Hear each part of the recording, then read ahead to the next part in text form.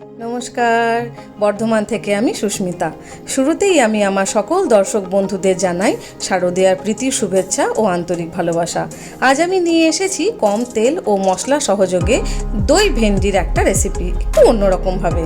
এই রান্নার প্রথমেই ভেন্ডি বা ঢ্যাঁড়স ভালো করে ধুয়ে জল ঝরিয়ে নিতে হবে, তারপর মাঝারি সাইজে কেটে নিতে হবে।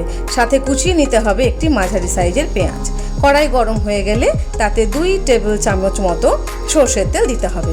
তেল গরম হয়ে এলে তাতে 5 ফোড়ন দিয়ে দিতে হবে। 5 ফোড়নের ভালো গন্ধ যখন পাবো, ঠিক সেই সময় আমরা কুচিয়ে রাখা পেঁয়াজ দিয়ে দেবো ও হালকা বাদামি রং ধরা পর্যন্ত ভাজতে হবে। এরপর তাতে দিয়ে দেবো কেটে রাখা সবুজ রঙা ভেন্ডিগুলিকে।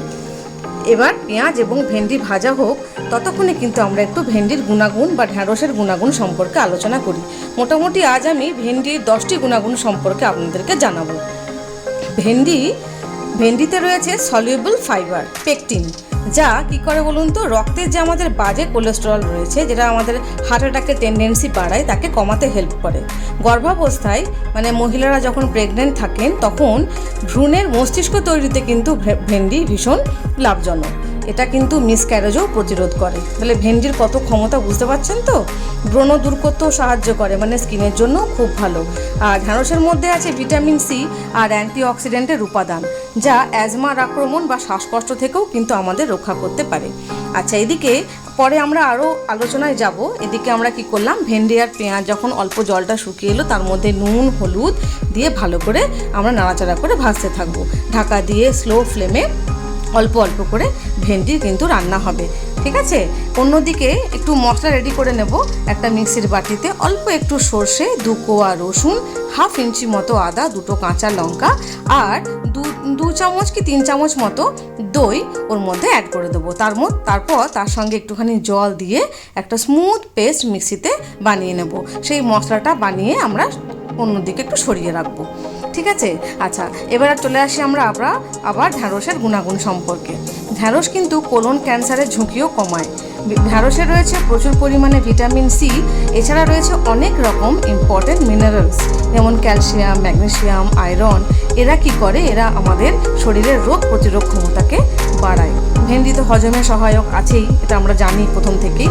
আর ভেন্ডি কিন্তু চুলের জন্য উপকারী, যেহেতু স্কিনের জন্য উপকারী, ভেন্ডি কিন্তু চুলের জন্য ভীষণ উপকারী। খুশকি কমায়, দৃষ্টি ভালো রাখে, কারণ এর মধ্যে আছে বিটা ক্যারোটিন আর লিউটিন।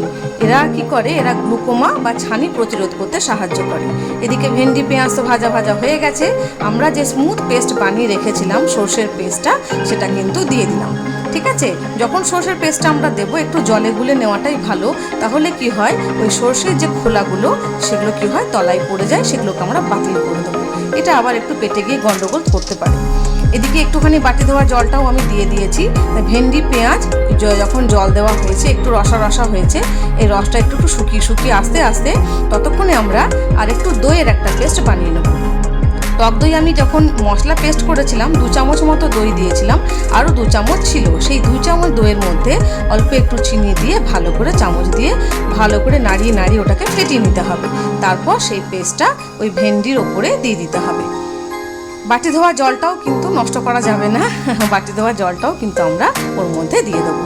দিয়ে একটু নাড়াচাড়া করে নেব। গ্যাসের আঁচটা কমিয়ে দিয়ে একটু ঢাকা দিয়ে দেবো। স্লো ফ্লেমে আস্তে আস্তে ওই দইটা কিন্তু ভেন্ডির মধ্যে পুরো ঢুকে যাবে, মিষ্টি, টক, ঝাল সব রকমই কিন্তু টেস্টের মধ্যে আসবে।